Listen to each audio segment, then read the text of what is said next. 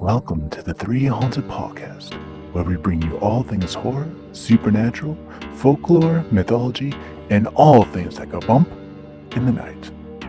What's up, everybody? This is your co-host, Ashley Lunar Goddess, Gorilla Girl filmmaker and horror-loving cinephile.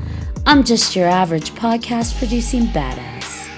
I'm John Thomas. Some would say that I go a little too far with my love of all things horror, paranormal, and meta, but I say, talk nerdy to me, and I'm all yours.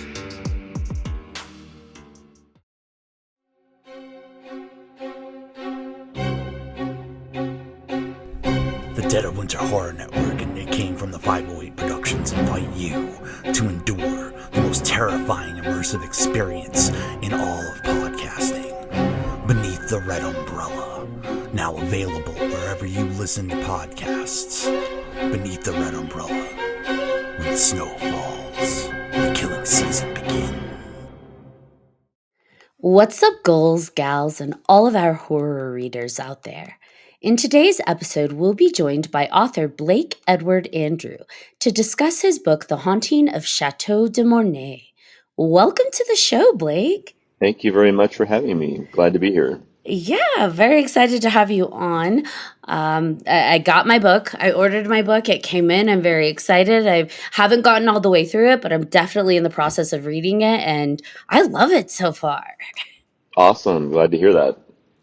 Yeah, I ended up getting the Kindle version. I like to read on the iPad, so that's kind of how I do my reading, but it's been good. Nice. How was the formatting on that one? It's good. Yeah, I don't think there's any issues so far. I haven't seen any. Okay, that's good. I noticed when I turned it on, I was like the chapter numbers were like askew just a little bit sometimes, and like I have no control over that once I submit it, so it's tricky. All right. We have no point of reference, so for us, it's just like, oh, cool, okay. I think that's one of those author things. Like I work so hard to get everything right and straight, and I think it's a common thing for those ebooks on the site. So Right, because it's like if it's just the page layout. It could be bigger or smaller than what it actually is. And are you yeah, looking at 2 pages at once or 1 page or? exactly. So, with The Haunting, how long did it take for you to write this book? I know you've talked about it, and John's going to ask, how did I connect with you? So, maybe I'll backtrack to that for a moment. So, Blake here, he promotes his book on TikTok, and I stumbled upon, because I trained my algorithm to only show me amazing content. um, I stumbled upon his live, and he was holding up the book, and the cover just immediately drew me in. So I paused on the scrolling, and I was like, ooh, what's this? What's going on with this? And heard him, giving the synopsis of his book and talking about things. And Blake here, he gives like Q&As during these live sessions. So I got pulled in right away and immediately ordered the book. Perfect. That's what I want. Your TikTok promotions are working. It's effective. That's cool. I do like the cover, though. That's really awesome. Thank you very much. The artist I got in touch with years ago. So just real quick background on it. When I started writing the book 7 years ago, to answer that question, I didn't write that whole time. I had a lot of life changes. I had to move. I actually quit my career to finish the book and write it. And so yeah, it was. I had a nightmare about it while I was writing it, and I saw what was on the cover. I was like in the chateau, and I saw this giant skull on the mountain talking to me. It was quite frightening, and I woke up in the morning, and I'm like, that's going to make a pretty cool cover. So I got together with some artist friends, and they got me in touch with this gentleman named George Sellas, Sellas, and we started working on it, this corresponding through email back and forth, and I told him what my dream was. It wasn't just a dream. It was, it was literally this happened. And so he kicked it out, and we threw a lot of versions around, and ultimately settled at the very end. I had it made really early in the writing process because I like visual content when I'm writing, and so I had a poster made, and it's sitting up on my above my writing area. It's kind of like that's the book I need to finish, and it motivates me. And so anyway, he threw the red on at the end. That was like a last. It used to be black and white, 100% just grayscale, and then he threw the red in, and I was like, oh my gosh, yes, that's the one. That's more eye-catching. So yeah, so that's where it came from. Like I said, he's working on book 2 cover right now. I think he just finished it. We went through it pretty fast. So I mean, the red absolutely changes it. I'm looking at the cover and it's just like picturing it in just completely a grayscale would be a different cover. The red absolutely makes a difference. So you said you like visual things when you write. Prior to mhm. having the, mock-up of the cover, did you have anything on the wall before that was there? Yeah, I did. I found some just photos, just kind of browsing around on the internet, and I found some things that were really contextual to what I was writing. And I printed them out and just stuck them up on the wall. And again, it was just that helps me. It helps me stay focused. It also kind of gets me in the mood. I have a very specific writing area. I've got my desk, but I like to write it since it's like a gothic horror novel. I like to have the lights off with my laptop, and I have 10 like little candles that are flickering, but they're those electronic like remote controlled ones. So those are flickering, and I'm just like kind of writing by moonlight or candlelight, and yeah, but it just really helps me. I'm gonna do the same thing for book 2. I'm writing it right now, but now that we have the cover done, I'm going to get a poster made and stick it up on the wall. So you heard that, BJ, like that whole environment that he set up. We got to try that. Yeah, because That's amazing. Yeah. we're we're we're definitely writers ourselves, but not like we're more script writing for films, short films, that kind of stuff. And yeah, I think for me that's helped too. I haven't thought about printing them and actually putting them on the wall. I think that's a really good idea. Like I've done a few visuals where I have it on the computer screen next to me, but I feel like yeah, like having the whole setup like that is much more. It just jogs the mind, right? Like it gets you going. Do you add music when you're doing that too, or what is for specifically for this one? Yeah, definitely. Good question. When I was writing this book, I mean, like I said, it was over a period of many years, just stops and starts. I hung it up for a year. I didn't even touch it. But usually, since it's especially the part that goes back to the French Revolution, when we go back to 1789, 1790 period, I definitely put on some Bach and some Vivaldi, some like creepy harpsichord music, especially when I'm writing the antagonist Luke's section. He's got a big section in the book, and that's mostly the back in time part. And that's his favorite artist. He loves Bach, and I just always thought of it like that's kind of like his rock music, like that's what he likes to listen to, and like gets him in the mood. And he's a wily, almost Loki-esque, morally gray character, as you guys will probably see or have seen. So I loved writing him. So yeah, the music for that was mostly like the harpsichord, Baroque harpsichord. But when I was writing the spicy content, I got stuck on this one piece of music that just I put it on repeat because it kept me in the mood and it just fit, and it was Chris Isaac's Was It Wicked Game. I love that song. I love it Yep. too. Yep.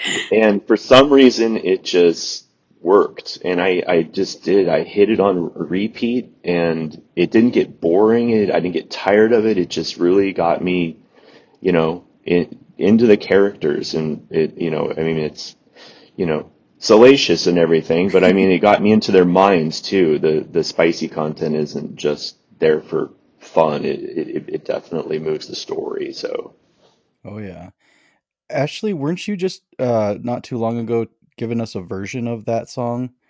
That Yes, there is a cover that I love. It's Wiki Game, and it's by Stone Sour. The oh, Corey it's ve- Taylor does an amazing job covering that song. I may have heard that actually, but I will check it out again. I forgot about it. I love it. And I like that his version takes it even like darker. And so Hmm. that's one of my favorite covers out there of just cover songs in general. So Maybe I'll put that version on for book two, since book two yes. is so far is going to be darker than book one. So For all those reading the book too spicy content, you are welcome. Now, are there any of the characters in book one, book two, because I know you're in the process of book two, that you personally feel you identify with more, or maybe that you've written pieces of yourself into? definitely, overall, the whole book, all the characters have like pieces of me or pieces that people have known or some of the things that happen, just the thematic things, a lot of like trauma and family drama and betrayals and things like that. But to answer that question specifically, I loved writing Luke the most because I love a good bad guy. I just love a good bad guy and a complicated bad guy who really believes in what they're doing. That's they're not just there for evil. They think what they're doing is good from their perspective. And so he's a very complex character. There's definitely bits of me in there, because we've all made some mistakes in our lives and stuff. And Luke is definitely not a perfect when you he's definitely not a perfect person. So I loved writing him the most, and also Anna, the main character. She was a challenge for me because it was my first time writing a woman from a woman's perspective as the main character, and I really enjoyed that. And I've really enjoyed people's responses to that. There a lot of women have responded and said, "Hey, you did a good job writing. Like it doesn't sound like it was written by a man." And I really liked that. That was actually something I really wanted to accomplish. Did you have to get any outside opinion along the way to make sure that the character was landing as, a woman, or did you just like, I'm going to write the whole way through and see how it goes? I definitely during the process, I mean, the first draft, when I started developing her and she was coming together, I had people read her. I had some, female friends read her and ask. I asked the questions and they're like, "Oh yeah, I mean, you can't tell. You can't tell." So I was like, "Perfect, that's great. Well, I'm doing the right thing then." And so, and then I just further developed her, as more people read her and so yeah, she's not a perfect person either. So I love characters that just are questionable. You're even the main character kind of like, oh, she's not perfect and stuff. So Yeah, everybody's complicated. We all have exactly, layers. exactly. I was trying to write reality. Also I was writing a supernatural horror novel, but trying to really get deeply into the characters. I did like when I was reading about Anna, just the whole description of just almost because she's like a travel blogger, right? Initially, like just the Yeah. whole um the excitement of being at one of these places and visualizing the past, going Hmm. back to these times where we're all just excited to be. You just feel, you can kind of feel just the essence of what was there, right? Hmm. And I think that's a big draw for me personally. And that was my next question was, with these characters and these places, have you had any experience yourself going to some of these old chateaus? Like I looked up online to see if there is a Chateau de Mornay, right? Um, in You France. found one, didn't you? I did find one. Yeah. But I haven't actually. I'm just online, right? I haven't been to it or anything, but Right. there's just so much rich history there. I guess my question is, what was the motivation for all of that? Picking France and have you been to those some of those places? Well, I visited Europe a long time ago, and I was a kid, so I didn't have the same filtration and contextual interest that I would now. Like it would be very different. But yeah, I went into castles, I went into old churches and cathedrals, and I mean it was just crazy. I went to Notre Dame in Paris and Eiffel Tower and all that stuff, and I remember, but I remember what it felt like. I remember what these very old buildings felt like. Like we don't have anything like that in the United States. Like that's the main thing. And so, and as for the French history part, I love French history, particularly that time period, the French Revolution. I studied it in college for probably a good year, and then the post like Napoleonic era, and so when the story came together from just, I was reading more about people, especially Americans moving to Europe and buying these old buildings that are falling apart, and other, not just Americans, but several people all over the world, but their goal was to restore them so they don't crumble and fall apart to history, and so I loved that they were going to renovate them and live in them, turn them into tourist places or bed and breakfast. And so that's where the story really kerneled from was, okay, like let's drop a French chateau in there that was built in 1681 and it has survived the French Revolution. It survived some really nasty things, and it had at one time it was a happy place, and it had a relatively happy, rich aristocratic family in there. And so I just built a story around all of that put together, came up with a couple Americans who had the ability to afford something like that. Even in a chateau that's very broken down, it's still, not cheap. So I had to make sure that, Brad is a famous actor. So I really like that aspect because most characters aren't from that perspective. It's not from like, oh, like this very rich person. Like they're usually like a little bit more downtrodden. They're struggling in life or whatever. So I wanted to present what if these people had the ability to do this. So yeah, I mean that's where it all came from. And I love the way you started the book. I mean, can we talk about Vivian? Holy Oh yeah, moly. absolutely. Yeah, like that character, starting a book with a character as powerful as that and as cutthroat for the greater good, right? I mean, you see her qualities later within, our villain, but she's not really a villain. And not, it depends who you ask, but like just starting on action and starting on something terrifying, like you created such an intense moment in such a short amount of time that, at least for me, I feel like I'm hiding in the fireplace with her, and it's like, oh my gosh, they're gonna find her, they are, but oh, you don't want them to. And it was a really powerful scene, and you talked about that on TikTok. Can you elaborate? Because I don't want to give away things.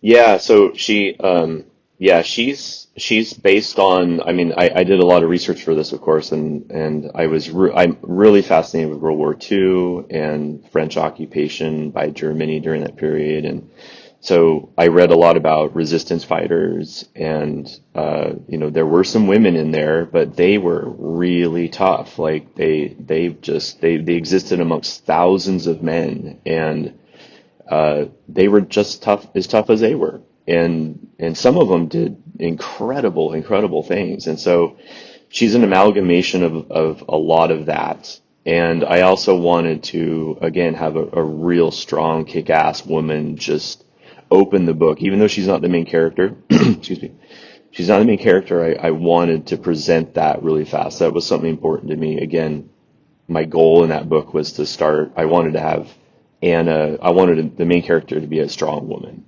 and so Anna's the main character, but Vivian starts the book. And I actually wrote that chapter much later in the first draft. It was like chapter 22 or something like that. And as I was putting the book together, the second chapter where they tour the chateau was chapter 1. And I was like, okay, this is not fast enough. This does not lend people to come in here and be like, oh, this is, fun. It is definitely a slower chapter. So I tried to create that roller coaster effect. Like you have a fast chapter and then maybe you slow down a little bit, you can breathe, and then you have another accelerating chapter. And so it just goes up and down, up and down. So I moved that chapter to chapter 1, the one with Vivian, where she's being immediately pursued by the German soldiers. And it also creates this foreshadowing that something that could happen to Anna later on in the book. And foreshadowing is one of my favorite writing techniques. I just absolutely love it. I love dropping Easter eggs, foreshadowing, like in certain sections, and then they get picked up later on. The readers love that. I love writing it like that.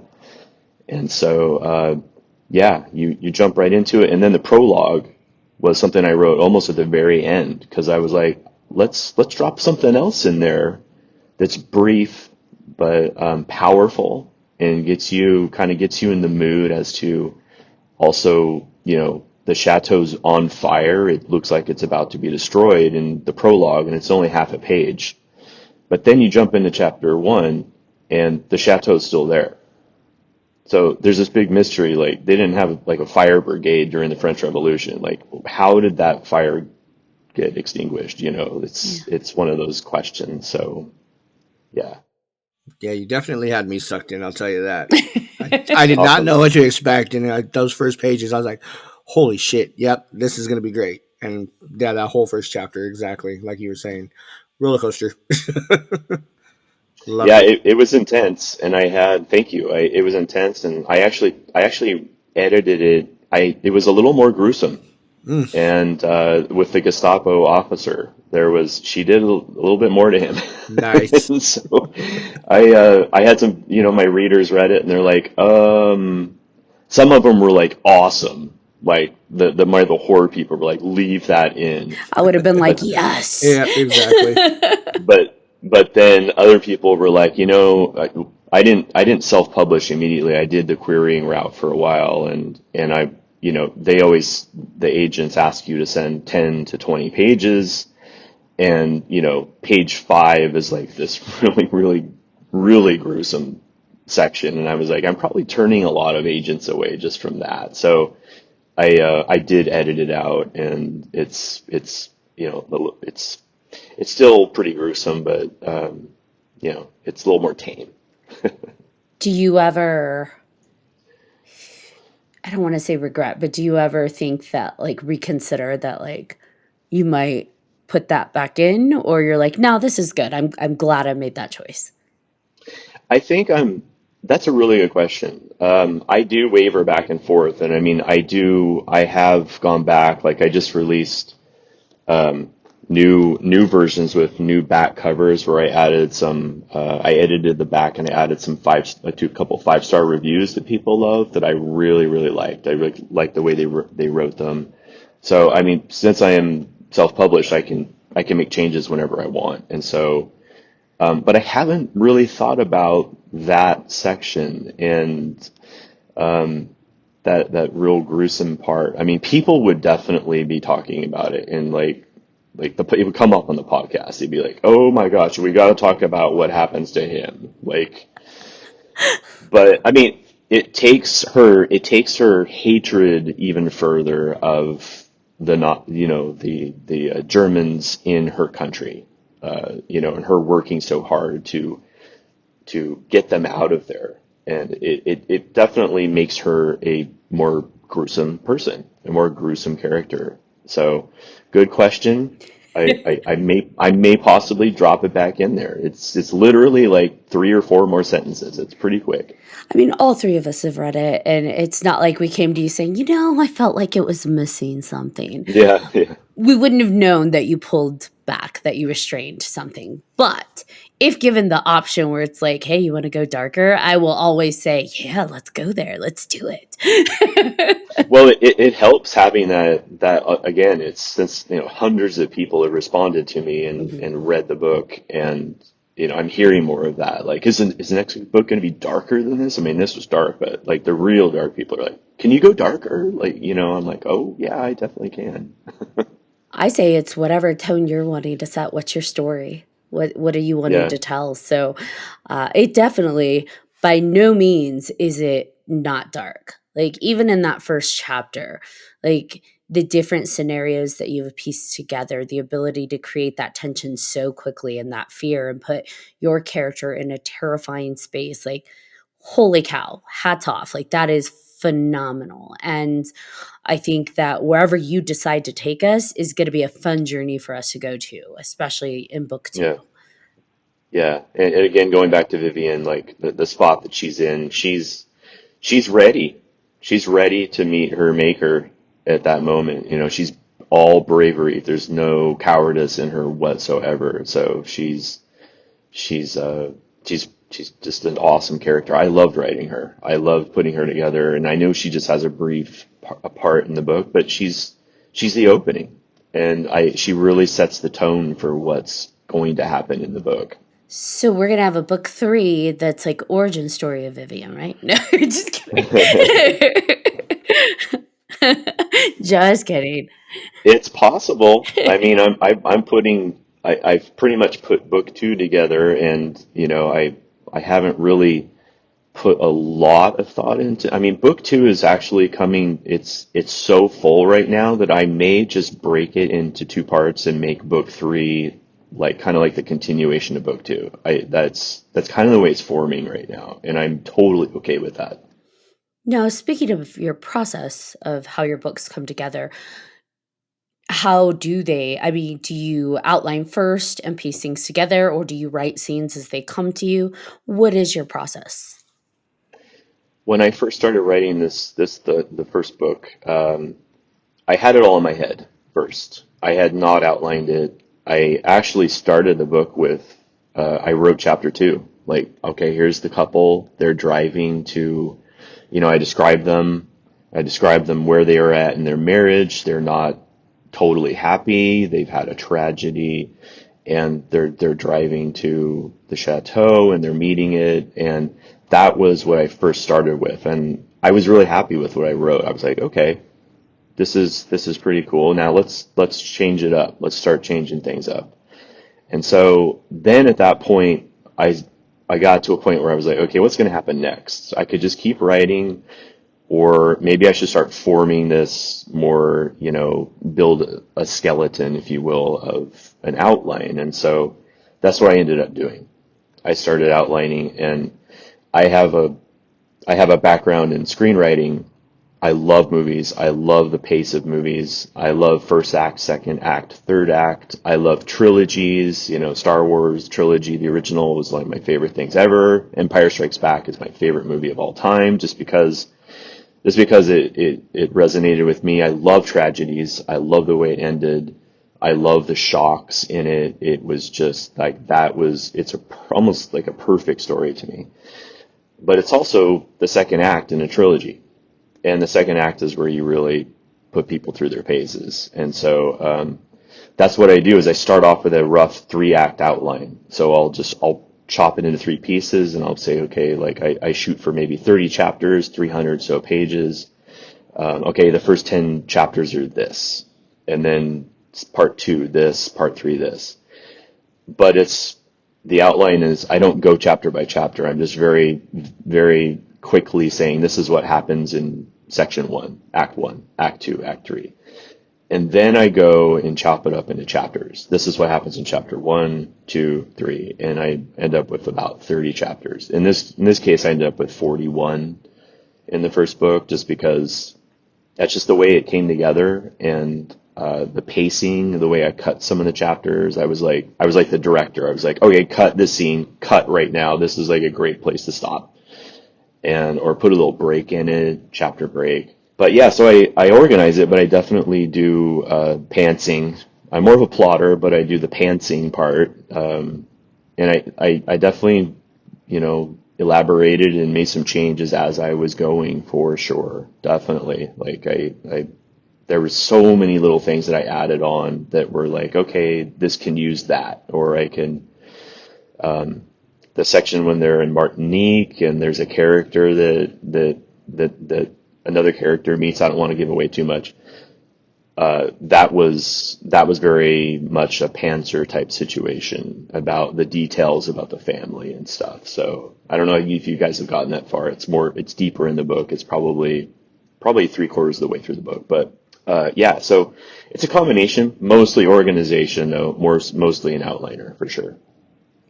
I do. I'm a big fan of just the structure from the beginning, just how you decided to use, the action and everything, and the gruesomeness and the wolves and all that, and then you jump, 70 years later, and then we jump into their lives, and it reminded me a lot of like horror movies, a lot of horror stories, a lot of like the Haunting of Hill House, right?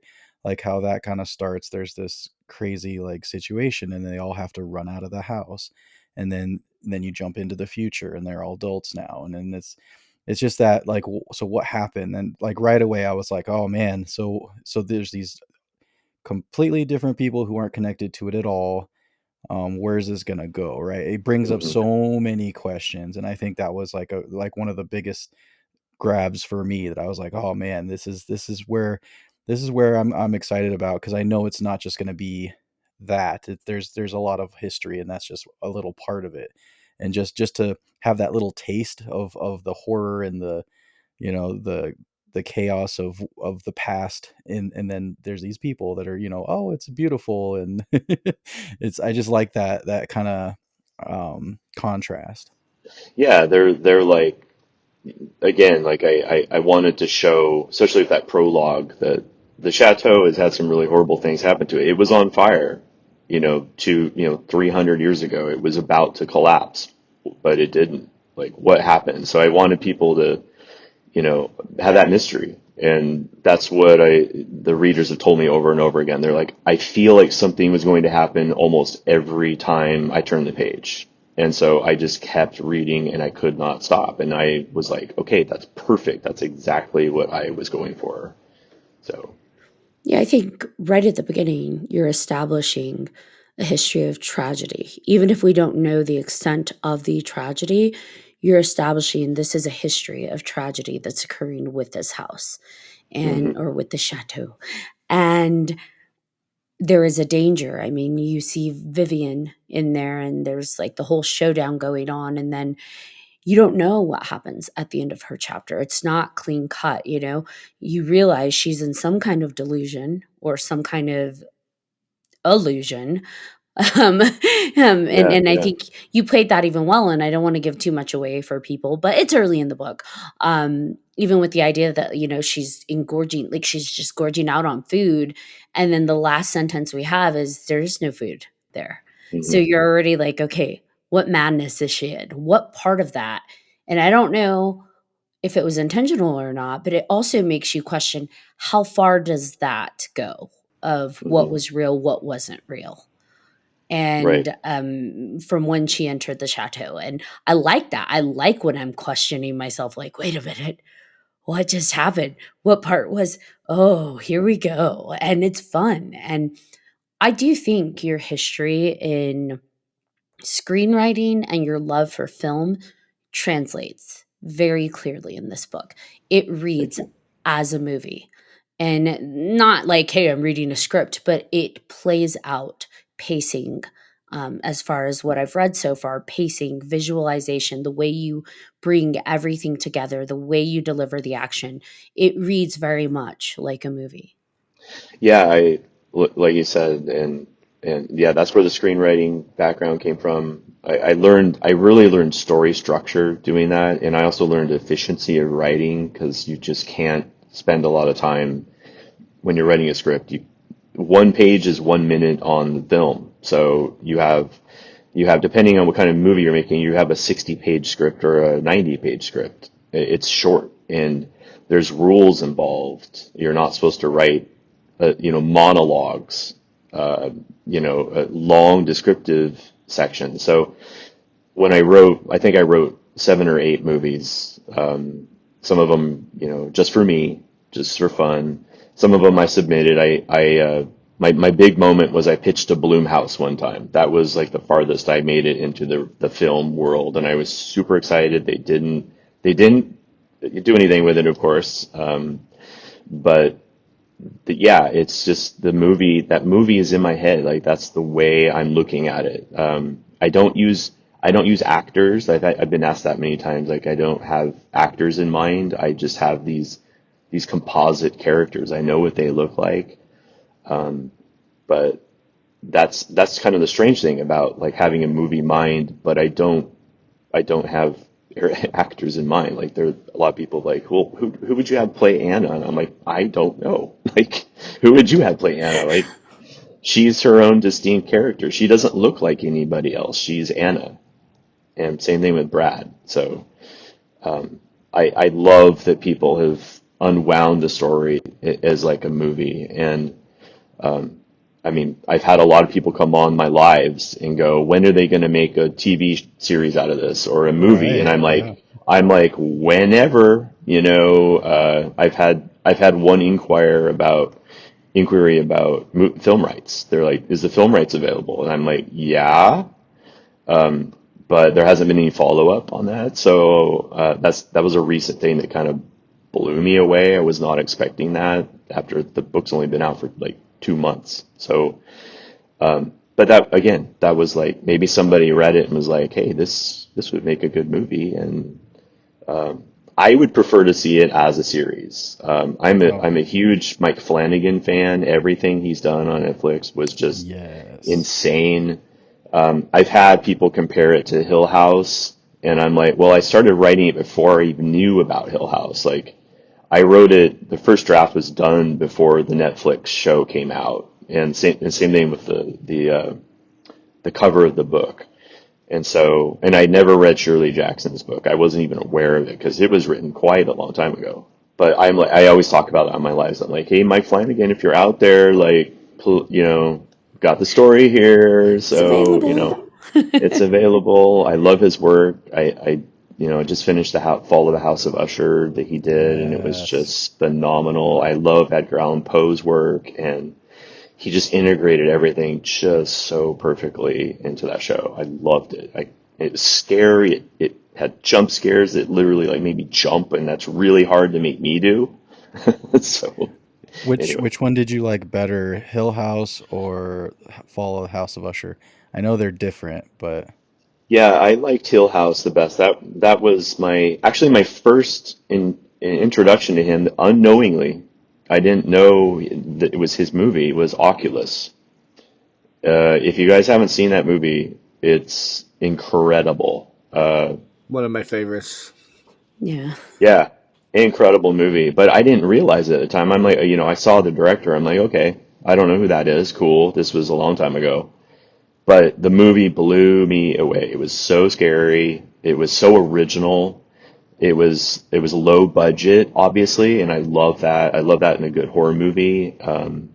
When you can do all these incredible things with not very much. I love that. That makes me so happy.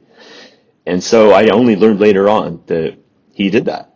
And I was like, well, my gosh. I mean, I love this guy. But yeah, Hill House was my first knowing introduction into that because it was, advertised on Netflix. It was huge. It was, their one of their big series. And I loved the kid from E.T. was the dad. I watched E.T. as a little, I mean, I was in third grade when E.T. came out. Loved that movie. I love Henry Thomas. He's an author. He's an actor and he's an author.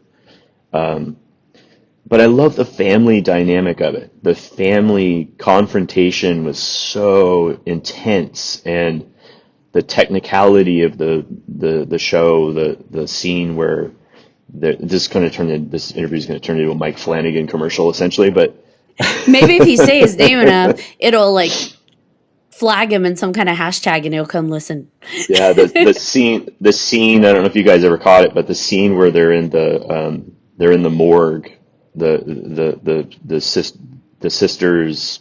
Am I saying it right? The not the morgue.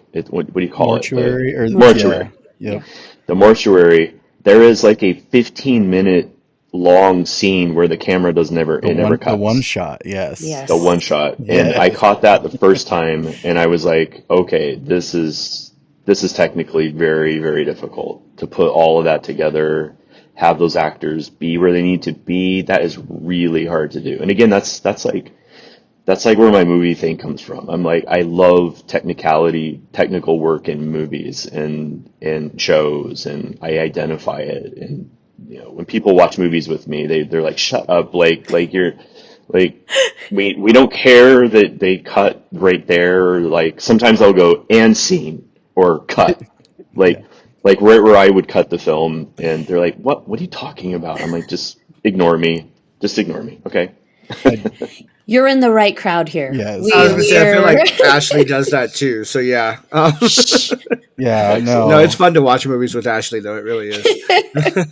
Yeah, it's great. That particular show I watch every year. Every year I watch The Haunting of Hill House, and yes, I pick up on stuff all the time because it is like a masterpiece, I think. Like just the way they Absolutely. go back in time, right? The transitions, right? You from kids to adults, and just the situations how there's a match there that makes the transition smooth, but then the circumstances completely different and sometimes jarring, but great. And Yeah, yeah, yeah. There's this ongoing haunting, and it's not just it haunts every single one of them in their yeah, own particular way, and I love how they like each episode focuses on each child as an adult and how this thing formed their lives. You get the drug addict, and you have one of my favorite characters. I can't remember her name, but the one that has to wear the gloves because yeah. she's super sensitive and she can feel people's feelings and kind of see what happened. I loved that part, and so I think she's married to Mike she Flanagan. that's right. Yeah, yeah. Katie, Yeah. see, I can't remember her last name. Oh, Siegel, Katie Seagal Seagal. is that Yeah, who it yeah, is? Siegel, Kate yeah. Siegel, Something like that. Theo. Yeah. Theo, yes, yes, Theo. Honestly, I love the way you describe that. It haunts them in their own way. And for some reason, that just like it reminded me of it, how, Oh yeah, he represents fear, but the fear is dependent on each individual and how it presents itself. And that is also well done. I know there's been controversy on what people believe, but I actually feel like the remakes they made were well done and almost highlighted that more the individualized fear and the terror that was brought. So I just sidetracked. no, we I loved it. I read the book when I was younger. I mean, it's a marathon read. That's a Hmm. long book. It is a book. Yeah, it took me my whole like middle school year of eighth grade to read that book. So yeah. Yeah. Yeah, it was there was times when I was like, oh gosh, I have to push myself through this. But I really enjoyed it. I loved the first series they made, and I Hmm. feel like it came out in the 90s. I feel like it was a television series, and Hmm. Tim Curry played Pennywise, and that's the first one I saw. I saw the first It movie, the new ones, but I haven't seen part two yet. So I just love that first one so much. Not necessarily the first new movie. I mean, I'm talking about like the series. Like Hmm. that was Yeah. it was really in depth. I think for the new ones, like because they did split it into two movies with the kids and then the adults, I do feel the first one landed a whole lot better than the second one. Not to say the second one was a bad film, I just think the first one did a much better job of landing. That's just me though. Now, do you have a favorite scary movie, horror Yes, that was film? going to be my question. Like, what's your ultimate favorite? My all-time favorite is The Exorcist. Oh. Came Yes. out came out the year I was born. I watched it when I was 2. No, I'm just kidding. No. Um, I read the book first in high school, and I remember I read it over spring break, and it just terrified me. And I was so glad I was reading it during the day. It is, I don't know if you guys have read the book. It is a scary book. It's really well done. And and then the movie equally equal. I mean, that's one of those rare situations where I feel like they're both on par together, like on the same level. It's hard to do that with a movie and a book. And the movie, especially the director's cut, with the more intense scenes that they could not put in the theater back in 1973, that is terrifying because that's in the book. That's a favorite. I watch that one a lot. Um, Definitely possession type of books or movies really scare me. The first Paranormal Activity movie actually really, I That loved wrecked it. me. I loved it. I was not expecting to like that movie, and I was engrossed, and I really liked it. Texas Chainsaw Massacre, the original. I watched that one, and I watched a lot of horror movies when I was way too young. No I such thing. remember I watched I watched that when I was maybe in middle school or early in high school, and I remember I had to walk home after watching that at like 10 o'clock, 11 o'clock at night, and I was so scared. Like I thought Leatherface was going to pop out in every bush I walked by. So I'm trying to think of some other ones. The Shining's a favorite. One of I feel like Jack's best performances. So technically, such a beautifully well shot movie. I love anything Stanley Kubrick does. The first Halloween movie. That was one again I saw way too young. I was like 7 or 8 when I watched that, and I that was like the day I lost my innocence essentially. Like, Oh no. um, yeah, my friend who lived up the street, his dad had rented the first 2 Halloween movies, and then Helter Skelter, the first movie they made about the book about Charles Manson, and I had never heard of serial killers or anything like this, and so his dad was gone, and he's like, "Come over, we're gonna watch these movies." And I'm like, and he'd never seen them either. And we did. We watched all 3 movies back to back to back in one day, and I was changed, damaged, scarred forever. I didn't sleep in my bed for like 2 months. I slept next to my parents' bed for like 2 months after that. I have no judgment. I grew up on Hellraiser and Nightmare on Elm Street and all of those films. And when I say grow up, like I'm talking young child, like 4, 5, 6, 7, all Yeah. the way up. And should have been watching those, but my mom's a big horror fan and she's like, let's watch these. So I feel like I'm a well adjusted individual.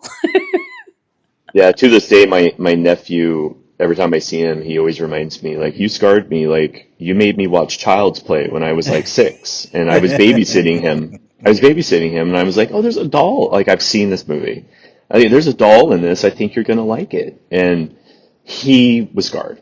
Like, it freaked him out so much because I didn't realize like how powerful Chucky would be for a child. Like, I think it depends on the child. I've got 3 kiddos and my eldest, I think it was like 2 years ago, she started really getting into horror. The middle one cannot tolerate horror. He absolutely avoids it. It's not his cup of tea. My 5-year-old, however, he goes out of his way to ask me to put on horror. And I'm just like, "Oh, you're still young, bud."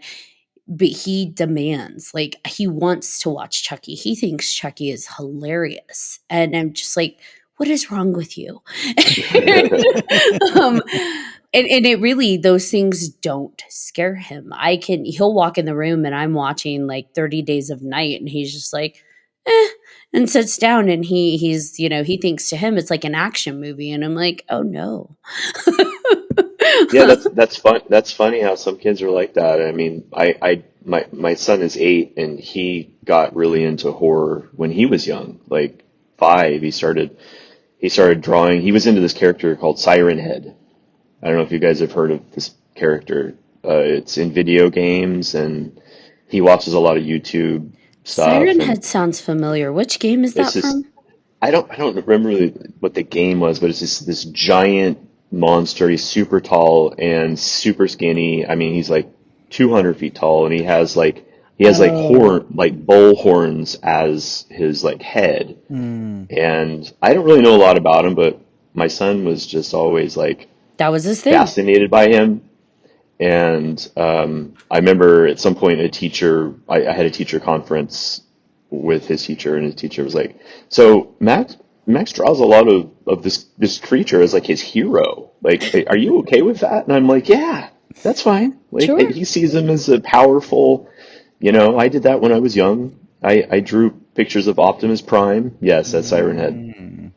That's creepy. And it gave me when I was a kid, those characters made me feel stronger. It was like, okay, that's a representation of strength to me when I felt small or bullied or whatever, like Optimus Prime and, Megatron. Oh Like yeah. I would turn myself into those characters and nobody could defeat me. And so that's what Siren Head was to him. And I had no problem with that, and I explained that to the teacher. Now, has any of that carried over into your writing?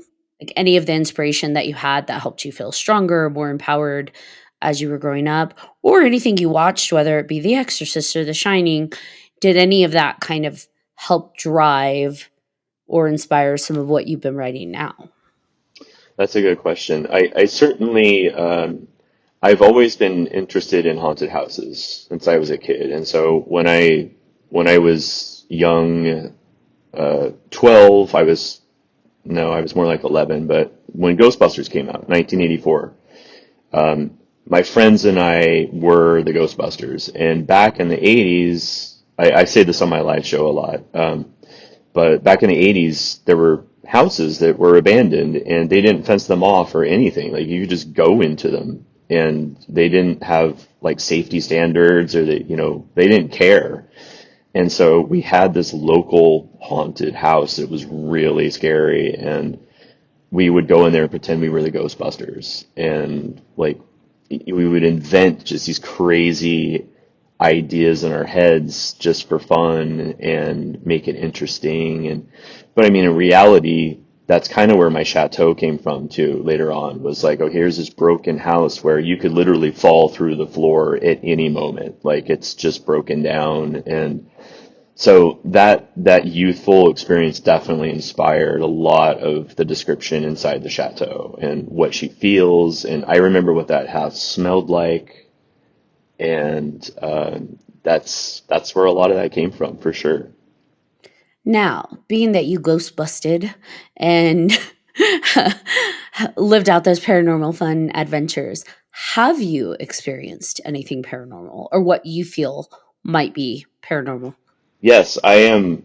I've always been a skeptic. I've never had an experience until about 3 years ago or so, maybe four. I was living in Idaho at the time, Pocatello, Idaho, this little town, and I had quit my career. I was a cartographer for 20 years. I made maps. It's what I got my degree in out of college. I'd done that for 20 years, but I was like, I started writing the Haunting of Chateau de Mornay, and I'm like, this is my passion now, and nothing's going to get in my way. And so, goodbye career.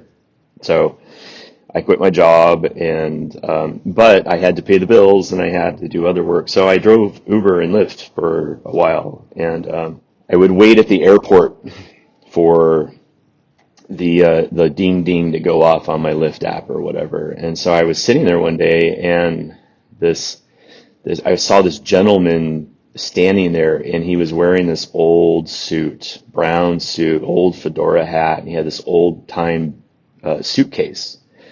And I was just watching him. I was like, wow, he's really out of place here. This is interesting. And he saw me looking at him, and he came over to the car. I rolled the window down, and he goes, hey, can you get me a lift into a town? Are you a taxi? And I'm like, well, do you have a phone? Do you have an app that can do that? Like, I was trying to run through the technicalities, and he's Right. like, no, I do not have a cell phone. No. And I'm like, he goes, and he had this funny accent. He definitely was not from the area. He was like from New York or something like that. Like, he had this like really strong accent. And he goes, hey, I'll pay you $20 to take me into town and take me to this address. I'm like, okay. So he was an older guy, and he had a really big suitcase, and it was an old suitcase.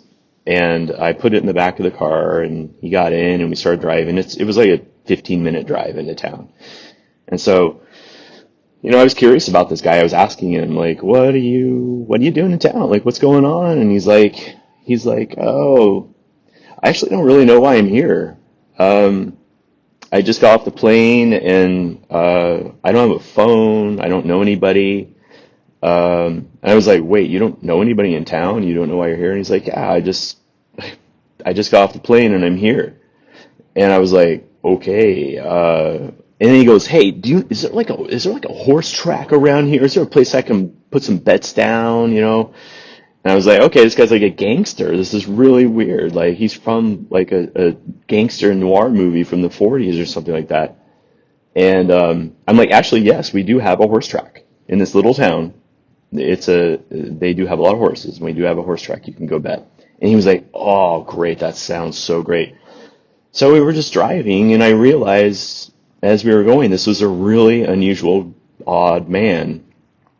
And I just kept asking him questions. Like, I don't remember exactly what I asked him, but I just realized that he really knew nobody in town. He didn't know why he was in town. And he was dressed old, and it was just really eerie. And so he gave me the address, and we drive up to the address, and it's one of the oldest buildings in town. And it used to be a boarding house. And it's one of those like with the big porch out front, and it's got columns and stuff. And he's like, okay, yeah, here's where I need to go. And I was like, okay. So I got out and I grabbed his suitcase and I took it up to the door, and I looked inside the windows, and it was totally dark inside. Like there was no lights on. And I was like, oh, that's when it hit me. I was like, oh, like I got this really massive chill. And I was like, this guy is not real. He's not.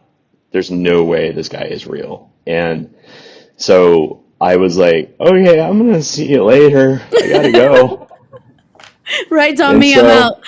yeah, so I put the case down, and I got in the car, and I didn't like tear out of there or anything, but I watched him as I was driving away, and he didn't even try to go inside. He watched me drive away. Like watched me. I saw him in the rearview mirror, and he was still watching me, and I'm like, oh my God, I gotta go home. Like I can't drive the rest of the day. Like that was so weird. And I've told people that story, and they're like, yeah, he was transitioning from like one plane to another or something like that. But when I say plane, I don't mean like airplane. Like he was, Literally got off the plane. yeah, he says he got off the plane, but he was moving from one plane of existence to another. And as a skeptic, that was the only moment where I was like, I can't really explain what just happened. That was very strange. And yeah. That is an amazing story. Like I do similar jobs. I drive a shuttle. I also drive in Denver, here in Colorado, and if some like that just hit me, like that would be so amazing to have something like that. My question is, did he give you the $20? He gave me $40. Oh, And nice. were they Yeah, new 40? Like, were they of this, yeah, yeah, decade? yeah. I checked for sure, but he had a roll of cash. Like he had the old school roll of cash. Like I feel like this guy was like a gangster or something, and he was going to the track to like make money or whatever. But I was like, how's he going to get to the track? Like he's going to have to call another Uber, but he can't call anybody. Like he doesn't have a phone. Like what's he going to do? So anyway, yeah, he I gave me mean, $40. let's be clear. If there are ghosts out there with legitimate cash, sure. I'll do the service. Like, you want to ride? Sure, why not? That needs to be on your description. I'll drive you whether you're human or ghost. The cash has to be real. Yeah, just as long as there's a ghost cash exchange somewhere. Like if you get your cash from like, from 18th century France, make sure you convert it over to like 21st century American dollars. So, Creepy currency is not allowed. yeah. I almost wanted to like hear more, right? Like be like, hey man, like you want to drop your stuff off here? I'll take you to the track. Let's make a day of it. Let's make a day of it. I'll be your driver for the day. Like this is this the it's like one of those things. It doesn't happen to you. You know this in your mind. You're like, this is like the strangest thing that's ever happened to me as a driver. Like, let's see where this goes. Because obviously, I mean, you do it in areas, you do it during the day time, right? There's a lot of people around, that kind of thing, so you don't necessarily feel unsafe, but also like, and you didn't feel probably really threatened either at all. Not at So all. right. BJ, this is how horror movies are made. Like, let's hang out for a whole day. I could certainly turn this into a story. Yeah. Have you considered turning any of your scripts that you created into books? Yeah. I my favorite script I wrote was actually, I am really fascinated and by like the whole like post World War II, like when they were like sentencing and like the Nuremberg trials against the Nazis and stuff. I'm fascinated by that. I'm fascinated by the people who hunted them down, who a lot of Nazis fled to South America. There was countries that were open to, like Argentina accepted them and let them go there, and some other countries. And throughout the 60s and 70s, 50s, 60s and 70s and 80s, like especially once Israel was formed into a country, they had the Secret Service, and they went and hunted these folks down and wanted to bring them to justice. So I wrote a script about a guy who basically had done something like that. He had had that experience in World War II, and but he wanted to go hunt down this particular like commandant of this camp, right? And it turned into an action movie. Like he was the 70s, like he assembled this like crack crew of like the A team, like these guys to like Americans. Like he shows up at this bar and he's like, hey, I'm looking for this guy. And like he's like, this guy's like a drunk, but he's also a mercenary. And so yeah, I made this whole script about it. It's one of my favorites. It's just a kind of like a funny, almost cheesy 70s action slash 80s action movie. But it has this like whole like hunting, very realistic hunting situation in it, where they want to find this guy and not necessarily bring him to Nuremberg. Like, this guy has his own personal vendetta against him. So I would love to write that book. We would love to read that book. Now, with the haunting of Chateau de Mornay, have you planted, or did you plant any Easter eggs in there that you were anticipating would lead or tie into your book too? Absolutely. Yes. Yeah. So I've had a lot of people ask me, is this a standalone? Like when I do my lives, is this a standalone? Is this a trilogy? Well, when I started writing it, it was a standalone. I wasn't intending anything more out of it. But as I got deeper into it, I was like, I'm just going to leave that part there, like leave that open, because I think I can pick this up later on. But it's so small that I don't think anybody who reads it as a standalone is even going to care. It's such a small little Easter egg. But when if you get into the story and then you read book 2, you're going to be like, oh yeah, I remember that from book 1. So I left several really small things in there, and also I went back once I realized I wanted to write a trilogy out of it. I did wrap up the first book, but I left a little tiny opening for more intentionally. And so, yeah, there's some things in book 1 that are definitely going to be picked up in book 2 for sure. That's exciting. Now, when do you anticipate that you may be releasing book 2? When I would do it? Yeah, if you're like, girl, slow it down. I'm still in the writing process. Yeah, I have a lot of people ask me that again during the live, especially the people who finished the first book. They're like, when can I have more? Like, I want more. And I'm like, okay, it is like this whole experience has been such, like so much for me. Like it's changed my life. I don't work my day job anymore. I work on my book constantly. I'm selling enough books now where I can support myself. And, But it's all, I have to package, I have to sign the books, I have to package them, I have to take them to the post office. It requires a lot of time. So I split my day up into writing, packaging, and then selling at the end of the day. Like I spend 2 or 3 hours selling. And so I always tell people, like, I just don't really know what the timeline's like. It's not going to take 7 years, like for sure. Absolutely not. Like I'm trying to blast through this thing as fast as I can. So I'm still in the early stages. I've probably written 30 pages. I have a lot of just, I call it my notes. I have sections where I've just written dialogue between characters where it's like, I don't know where I'm going to put this, but it's going to go in the book somewhere. And that's another process that I do is I don't write chronologically in a book. Like I write chapter 20 and then I write chapter 5. Then I write this. I write what I feel like in the moment.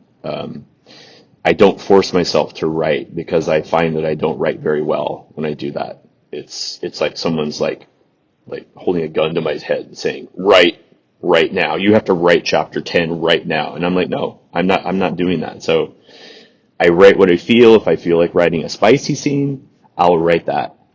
And I'll just put it in my master file, and I know it's in the book somewhere, and I will just find where it needs to sit.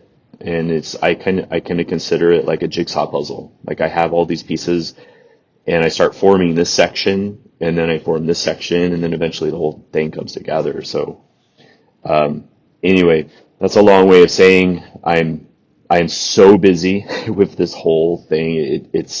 I've sold over, probably approaching 1,600 books at this point after 2 months. And I've sold almost all of them just by my own hands on my TikTok. It is on Amazon, it's on Etsy, it's in different distribution sites and stuff, but mostly I'm selling it myself. But it takes a lot of time. So I do a lot of writing on my phone at night when I can't sleep or research. So yeah, it's coming together. It's really hard to like pin down when I'm going to have it. But getting the cover done, and now I know what that looks like, and having that to look at, that really, like I said earlier, that motivates me to like, okay, that's what I need to finish. I have to write this book, and I have to do it pretty quick. Yeah, so I've told people, like, don't expect a lot out of me for the next, like, while, because I've had my friends and my family are like, we can help you pack up your books, like, anything we can do. My mom helped me last week, like, pack books up, and she was great. And my dad watches my live shows, and he was a businessman his whole life, so he's helping me, like, because I'm starting a small business. I'm an independent author, and I've never done this before, and so he's giving me a lot of advice. And so yeah, it's been crazy. It's gone much better than I expected, and I'm very happy about that. But it's a time commitment. I love that you gave the extended answer because you just answered like 5 of my questions in one response. I love it. I tend to do that. I can be a little long-winded. So No, I think it's great. Now, with the self-publishing aspect of being, independent author, did you have to just figure it out on your own, or was there anything useful that you came across to really help you navigate through that aspect? Once I decided to go self, I was amazed at how easy it was. And it made me very happy because the whole process reminds me of the independent music scene in like the late 80s, early 90s, like even like early Nirvana. Like they built their first album with $600 and they went into a studio and they made this killer album. I love that idea of like just like not having, tons of support. I'm in control of everything. And so I was amazed that like I didn't have to front any money. I didn't have to pay any money to get like, Amazon to distribute the book. A lot of people ask me who publishes it. Well, I'm like, they just print it. I mean, I'm the publisher, they're the publisher. Like I use 3 different distributors based on like the quality of their book, like what kind of, is it a well-made book or is it not? I've tried some out. There's one that I don't want to use anymore. So it was just nice to not have to front $1,000, just to like pay somebody to get me going. So, but I did have to front some money to once I got going to like, buy the author copies that I have to sign, and that's mostly what it is now is just getting those books and make sure I have enough supply. And I'm stretching out to other merchandising right now. Like there's other people have asked for other stuff, not just the book. They love the book cover. They want to put it on stuff. And, but yeah, it was relatively easy. And I love just being like in control of all of that. The only thing that's been frustrating for me is the speed in which the books arrive to me. That's a variable that was very frustrating in the beginning because I had to tell my fans, sorry, I don't have, like, I expected the books 3 days ago and they did not show up. So I can't send you anything right now. And that was incredibly frustrating for me, but the fans were cool about it. Like nobody, absolutely nobody gave me a hard time about it. I communicated to everybody what the situation was and they were all super cool about it. And, but now I have the conveyor belt going, the process is rolling, and I feel like I have a better grasp on the whole thing. So, for those that want to buy a signed copy of your book, they can get it on TikTok. And did you say also, are they able to get it on Etsy? Yes, yes, I have an Etsy shop called Blake's Books Shop, plural books. So there's two S's together, Books Shop. Apparently Blake's Bookshop was taken from somebody else, and so I had to add an extra S and make it plural, but whatever, it worked. But And it works. yeah, so same price, same situation. I sign those, and yeah, you can get them there too. Now, my last question. Where can people find you? Other than Etsy. You told us Etsy. Yeah, I'm on Instagram. That's another site that I use quite a bit. Uh, I'm under author Blake Edward Andrew on Instagram too. It's that and TikTok are pretty much where I'm at. I haven't had time to build a website yet. I spend so much time on TikTok that that's kind of my platform. Like I spiked the other day. I had 300 people watching my show the other night. Like I was, and I had to go. Like I had to leave, and I was like, I don't want to leave. I had a live TikTok interview the other night, and I was like, oh my gosh, I just sold 10 books in 20 minutes. Like I don't want to leave. Like, but I have to go do this interview. So that's where people are going. That's what I'm advertising, and I love interacting with people. People love to go there, and they come back and they talk about the book with me. They tell me what they thought of it, or like I'm halfway through it, I'm loving it, I can't wait to finish it, or whatever. It's really motivating me and keeping me positive throughout the whole process. And I love, and they love it too. They love having their questions answered like in real time, and me saying their names. And I don't just sit there and sign books. I can't do that. Like I tried that one day. I tried to just, some authors can do that and it works for them, but I was trying to sign books, and my TikTok, I had all these questions coming up. I'm like, I can't ignore this. So I just stopped and I went over and I'm like, okay, this is my realm. This is a better place for me. So yeah, definitely TikTok, and I'm crossing my fingers that it stays around. That's a big one for me. I don't know what I'm going to do if that goes away. So Now, I highly encourage our listeners to check out his TikTok lives. Like he said, he's very engaging, very interactive, answers all the questions he can catch, because sometimes you get a bombardment of questions, but he does try to get to all of them, at least from the ones that I've caught. And yeah, really, really good experience. thank Do you. you I have moderators too that help me. I have two, and well, I'm trying to get the third one set up. I keep forgetting to, but they really help me out because yeah, I can't catch all these comments that are coming in, and they answer a lot of the questions for me for sure. Now, do you guys have any final thoughts before we wrap this amazing episode up? I just want to say thanks for coming on. Like I really enjoy talking with you. I think there's just a lot of parallels with what you have done and what we do. Like just the filmmaking aspect side of it. Like I think there's a lot of similar interests in things, and so I'm excited about book 2 whenever that comes out, and finishing the rest of this first one. And I don't know, maybe you'll get into some short stories too. Maybe, I don't know. I would, yeah, that's something I would love to do eventually, is get more into like an anthology of short stories. That would be fun. Totally. I'll go on whatever ride you want to take us on. In the time being, I'm in this trilogy for like, the run for a while indefinitely. So for sure.